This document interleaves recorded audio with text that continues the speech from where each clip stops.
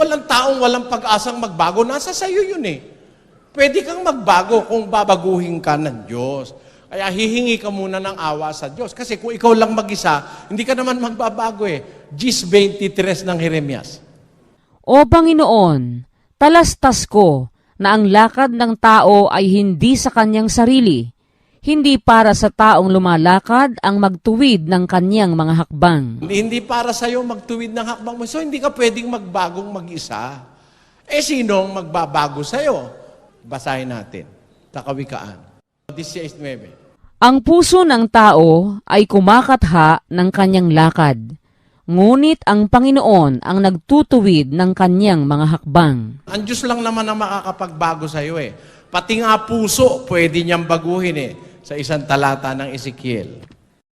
Bibigyan ko rin naman kayo ng bagong puso, at lalagyan ko ang loob ninyo ng bagong diwa, at aking aalisin ang batong puso sa inyong katawan, at aking bibigyan kayo ng pusong laman. Kahit matigas puso mo, kayang baguhin ng Diyos yan. Kung sasampalataya ka.